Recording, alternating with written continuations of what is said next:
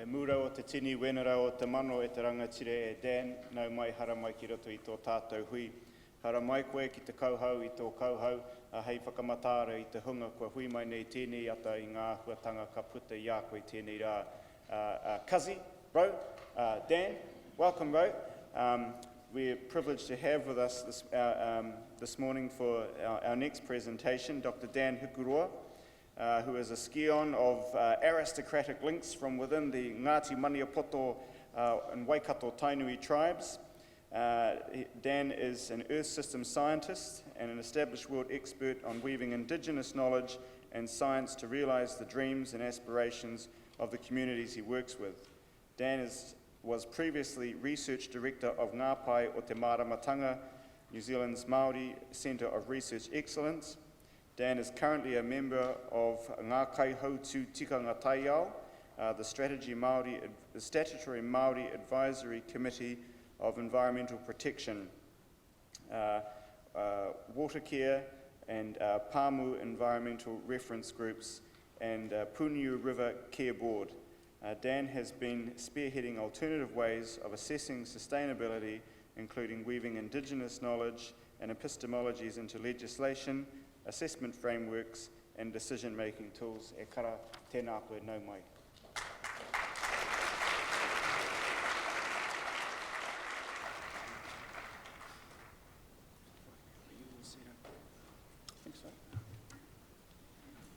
O kāti, tēnā koe e te rangatira Jeremy mō tō introduction. Heka mā. Sounds so flash when you introduced like that. Ka tika hoki he mihi ki ngā mana whenua tēnei rohi ko Ngāti whātua rākei tēnā koutou. Ngā mihi hoki ki te marae e takuto nei ko Waipapa. Mei te marae kei tērā taha ko ngā wai o horotu tēnā pōrua. Huri au kia koutou katoa ko tai mai tēnei ata tēnā koutou katoa. And mā loe lelei to acknowledge the significance of the peoples and of course the Language Week, which is a symbol of that. Pea. O te rongomaiwhiti o Aotearoa, the unique context of New Zealand within this United Nations Sustainable Development Goals, kaupapa. And of course, first off, it's fitting for me to say that Aotearoa represents New Zealand for many of the North Island iwi of New Zealand, but our cousins from the south, so that doesn't really accurately reflect them. So straight away, the ideas of language and how we use language is critically important in how we do these things. So internationally, though, we recognise Aotearoa New Zealand as standing for New Zealand. A ko waio, a ko waito mō te awa, ko whawhi te manga, ko toki kapu te marae, ko Ngāti Uekaha te hapū, ko Ngāti Maniapoto o te iwi, a ko Tainui me te arawanga waka, ko au he ori o hoturo o tamata kapua me tia, ko Dan Hikuroa toko ingoa.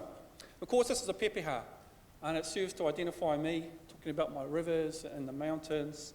I am the river and the river is me, and so on and so forth. And it reflects a Māori worldview. It reflects that I am that river and that river is me. I am that mountain and that mountain is me. And you'll note that I said my name is Dan Hikuroa. I didn't say I am Dan Hikuroa, because I am all those things that I mentioned before I mentioned my name. And so notably, although I have agency, I'm here today speaking to you all. As an individual, I'm the least important out of all those other things. They will exist. They existed before me. They will exist after I am gone. But it is my responsibility while I am here to ensure that they do continue, and ideally in a better state than when I came into this world. And so it's really important as to introduce a relational way of knowing and being, which is the Māori way of how we understand and make sense of the world. You know, in Te Ao Māori we say, I belong, therefore I am, which is of course in contrast to I think, therefore I am. But this is not about me, of course, today. Rather, it was just a message to serve, to introduce a Māori way of thinking. It's about these. This is what's brought us here today. These aspirational goals, these targets for the world to meet. And just drawing out of some of the language around the goals, it says that they're a blueprint to achieve a better and more sustainable future for all. And another one, that the goals interconnect. And I just drew out those two in particular notes because I think they have a lot of similarities with Māori knowledge and a Māori way of knowing. So when we're thinking about Aotearoa New Zealand, Te Waka Māui, and what our unique contribution is, I posit to you that it is mātauranga Māori. It is our unique contribution. And so no, this isn't a mistake. This is Aotearoa New Zealand according to a Māori way of thinking, because of course you wouldn't have the fish tika Māui with sitting on its head the whole time. I might get a headache. Rather, we invert the fish the right way up. And so we have Tika Māui, the North Island, and we have Te Waka Māui, the South Island, and of course Rakiura, the anchor stone of that waka. Mātauranga Māori is the knowledge of the Māori people of Aotearoa New Zealand, and is a continuum of distinct knowledge with Polynesian origins that grew in Aotearoa, including a Māori worldview, Māori values, culture and cultural practice, and those perspectives that establish Māori identity, responsibilities and rights to manage and use resources. Mātauranga Māori is understood within Te Ao Māori, a Māori worldview that has at its foundation relationships between everything seen and unseen, humans and more than humans, the natural and the spirit worlds, and in turn it shapes the Māori way of doing things. Mātauranga Māori is a system for generating knowledge and all of the knowledge generated using that system. And because everything is interconnected and interdependent, as was mentioned earlier by our Prime Minister, Jacinda Ardern, it's also a key underpinning foundation of mātauranga. It's also really important that it's dynamic and that it anticipates change and has strategies to document change and integrate that change into its systems.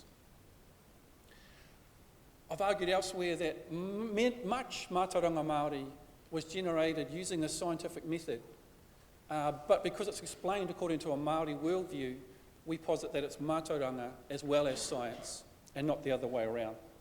And while mātauranga and Māori knowledge indeed is associated with its wonderful, rich oral traditions, such as pūrākau, the stories, the mōteatea, the chants, waiata, songs, the oriori, the lullabies, and so on. It also exists in material form. And so I use this image of umutahi wharenui from Umutahi Marae in Matatā in the Bay of Plenty to demonstrate that knowledge isn't just in the oral form. This whare was built using fundamental understandings of architectural principles. It was built with materials that were the best materials for that role, with timbers from the outside that can withstand the conditions of New Zealand, with knowledge of raupo and kiekea and harakeke for weaving the tukutuku panels.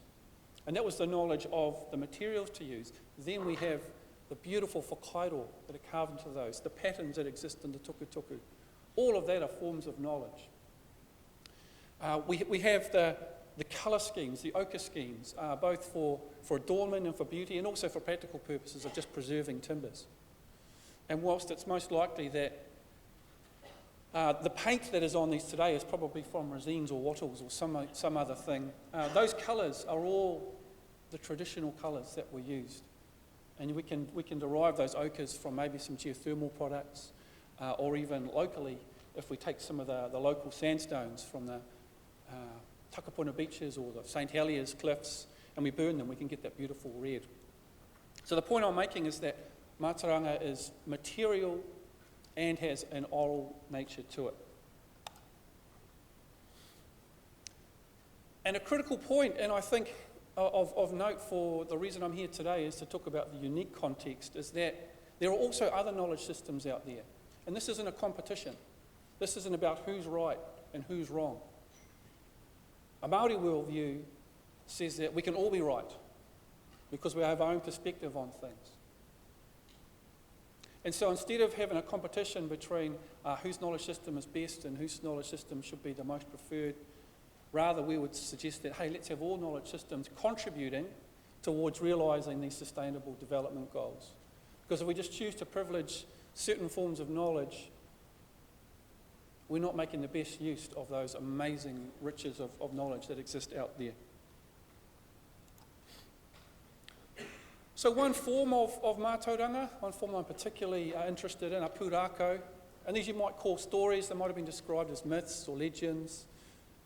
But describing them just as myth or legends is inaccurate, because these are codified forms of knowledge that are designed to make sense of and explain natural phenomena that we see around the world and around our environments, but explained according to a Māori worldview. A great example is the taniwha karutahi, whom the local peoples down by Rangiriri pointed out to the transit agency when they were looking for a pathway for their motorway, and they said, oh, we wouldn't put the motorway through there, that's where karutahi, the taniwha, lives. And for reasons that I don't quite understand, the people in charge listened to that. And of course I found out about it through headlines in the newspapers saying, you know, crazy mythical water creature costs taxpayer millions of dollars. Well, you know, they listened to the people, they shifted the course of the motorway, and then 14 months after completion, massive flood right in the area where karutahi lived. Probably would have, if not destroyed, it would have significantly damaged parts of the motorway. And the local people went, karutahi. And the engineers said, why didn't you tell us you meant extreme flood event? and they said, well, you didn't ask us. We told you that was where the taniwha resided. It resides in other places along the river. And so that's an example where I'm still waiting for the headline that says taniwha saves taxpayer millions of dollars, but we're working on that. And another really important form of knowledge is the Māramataka. And this is the frame of knowledge where Māori mark time using the lunar calendar.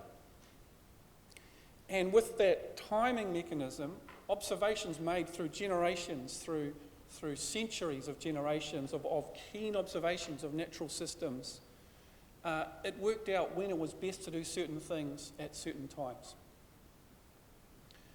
And so some of you may be familiar with the Māramataka by the fishing calendar. And you might have said, oh, excellent fishing today, and so, oh, that's us, let's go. And maybe you caught some fish and maybe you didn't. And if you didn't, you might have been hoha at the fishing calendar and says, ooh, what are they talking about? So the Māramataka and the fishing calendar are the same thing. But what's missing from that little thing in the newspaper, or where you might see it, is that today was an excellent day for fishing, for this particular species of fish, in this particular place, in this particular time of the day, at this particular part of the tide, using this particular method. And I can guarantee if you'd followed all of those things, you would have caught fish. Furthermore, this knowledge is accurate because it makes predictions that keep being proven correct. It is precise because every time, through the month or through the season, whatever the prediction might be, you prove your hypothesis correct, it maintains that precision. Furthermore, though, this will be the first place where we might start to see impacts of climate change. I heard from the esteemed tohunga last week, Urewera Act, that a particular flower has flowered about a month earlier for the last 3 years than it has since it's been predicted through that Māramataka. This could be an indicator of a climate change impact. We're not sure, but the first time it started flowering earlier was the first time it was noted. So the Māramataka is a knowledge system that can adjust as things happen. And so the Māramataka is also aligned here in this post that I show, and don't try and read all the text, it's far too small. The main point I'm trying to make is that it roughly aligns with the seasons as we know them, but it doesn't try and predict or force things to happen at a certain day, like I believe yesterday was the first day of spring, hooray! But no one told my freesias and my kakabeak and my other flowers at home that it was the first day of spring yesterday. They've been flowering for months already. And so the Māramataka actually responds to the signals within the environment, not tries to force them to happen at certain times. And one of the interesting things, for example, about summer is that in the Ngāti whātua ki kaipara Māramataka, a full summer will have 7 stages to it. But not every summer needs to have those stages, just some of them will. So another important part of mātauranga Māori that I think is really integral to understanding sustainable development goals and how we achieve them is kaitiakitanga. Now, it's a term that's appearing more frequently, and if I was forced to put into a single word into English, I would call it guardianship. But rather, I would call it the principle of intergenerational sustainability and the practices we have to do to deliver on that intergenerational sustainability, undertaken within a Māori worldview. So what that means? Kaitiakitanga expresses that we live as part of the environment. And the principle of intergenerational sustainability is realised by those observations we make and determining the practices we have to do to realise that principle. Increasingly, we're recognising that science has a critical role to play here too, because we also recognise we need to draw from all the knowledge available to realise the best outcomes. So these are some of the principles. How have we actually seen some of these in our legislation? Yes, we have the Urewera Act, which talks about Urewera as having its own mana and its own mauri. We have Te Awa Tupua Act, and sorry, I just got rid of the boring word stuff. I think this is a better reflection of it, which talks about Te Awa Tupua, or the Whanganui River, as an indivisible and living whole, comprising the Whanganui River from the mountains to the sea. So we've already got some of these ideas of kaitiakitanga and mātauranga appearing in our legislation. We also have Te Mana o Te Wai as part of the National Policy Statement on Freshwater Management, talking about how we need to look out for the environment and then things will be okay for humans in the end. I've talked a little bit long about some earlier things, so I'm going to skip over these two slides really quickly, but just to say that this is a research project I'm involved with that's inspired by mātauranga and science to achieve better outcomes by effectively trying to give voice to our rivers. And maybe it's giving voice to our planet, which is the aspiration of the Sustainable Development Goals. So in closing, I quote Sir Paul Reeves from the Hui Taumata, 1st of March 2005. We are geared, we Māori, toward innovative and revolutionary thinking and practical and sustainable solutions. I also quote Tamati Kruger, who stated that the way forward is to draw from old ways of knowing to establish new ways of doing. And so I believe that it'll be fair to say that there are very few Māori groups who are motivated by the UN SDGs, rather they are motivated by kaitiakitanga. However, the outcomes will be exactly the same. And so for accelerated action together, I believe we are doing aspects of that, and perhaps we could do even more. Now, if I wanted to be bold, I'd suggest that we would whakamana papa tuanoku, our Earth Mother, and put her right into the constitutional framework. And critically, and of key relevance to this UN SDG summit, we are all indigenous to this planet. And so maybe this could be the basis for the new kind of globalisation that Russell spoke about. Nō reira, kia ora mai tātou katoa.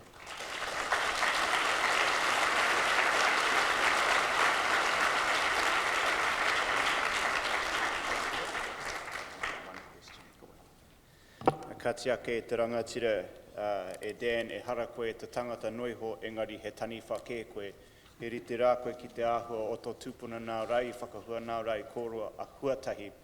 Dan, my observation is that you're not just a person, you are a taniwha yourself, and you have that ability of being omnipresent like a taniwha also. Dan's one of the busiest Māori scientists you'll ever see in the world. And like his ancestor, the taniwha karutahi that he talked about, he too is going to save us a little bit of money today because, Dan, we have an e-certificate to express our gratitude to you with, and a Māori e-certificate as well in the form of a hongi. So tēnā koe kara.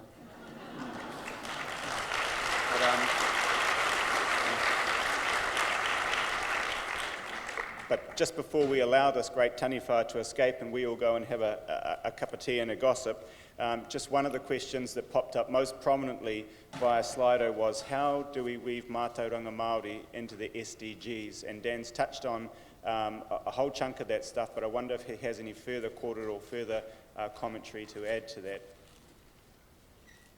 Oh, tēnā koe. And quite simply, we just need to trust that it's a knowledge system that is accurate and precise and is rigorously generated.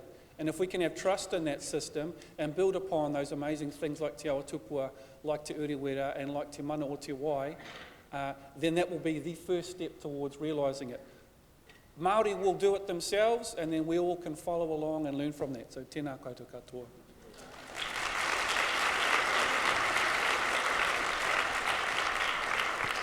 Kia ora, Dan. I think one of those 7 seasons of summer within Ngāti Whātua might have began yesterday as I was coming down through the heart of Ngāti Whātua on the Kaipara Coast Highway at about midday.